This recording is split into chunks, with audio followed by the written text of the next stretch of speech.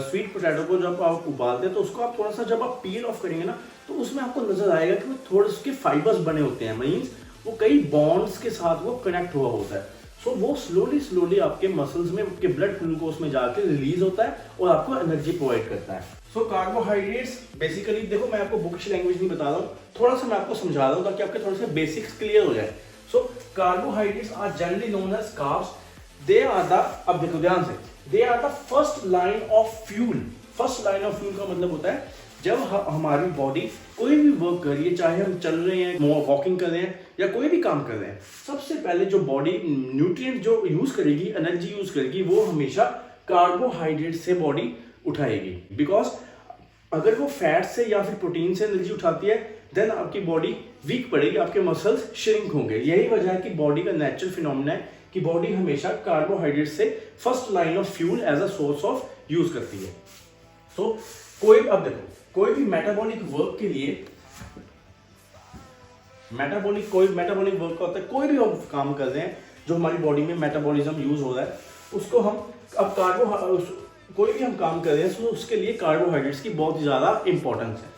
सो ये तीन basically science, थोड़ा सा मैं आपको साइंटिफिकली बता रहा हूँ कि कार्बोहाइड्रेट्स 3 एटम से बना होता है, कार्बन, हाइड्रोजन एंड ऑक्सीजन, जिसको हम एनर्जी भी बोलते हैं। तो सबसे ज्यादा अबंडेंटली कार्बोहाइड्रेट्स के सोर्सेज है जो इंडिया में पाए जाते हैं, वो कौन से सोर्सेज है? सबसे पहले मैं आपको बताता हूँ राइस, दूसरा पोटैटो जिसको हम आलू बोलते हैं, तीसरा ओट्स, ब्रेड, लेग्यूम्स में आपकी दाल्स आ गई, आपकी पल्सीज आ गई, सब्जियां आ गई, then grains and then sugars. देखो शुगर्स भी एक फॉर्म ऑफ एनर्जी है, तो एनर्जी है तो उसमें 4 कैलोरी होगी। सो कार्बोहाइड्रेट में कितनी कैलोरी होती है? 4 कैलोरी। Carbs 4 calorie.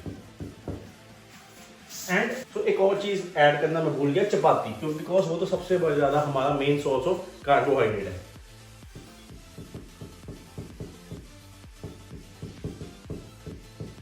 देखो मैंने बहुत सिंपली, कार्ब्स भी 2 तरह के होते हैं, आपको पता है। जैसे आप देख सकते हैं कि कार्ब्स बेसिकली 2 हिस्सों में डिवाइड होते हैं, एक है हमारा सिंपल कार्ब्स एंड दूसरा है हमारा कॉम्प्लेक्स कार्बोहाइड्रेट्स।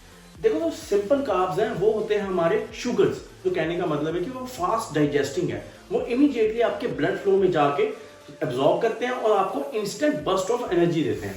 तो इसलिए शुगर्स में क्या अब ये चीजें आती है, fast release energy. And then फिर हमारा आता है कॉम्प्लेक्स कार्बोहाइड्रेट्स।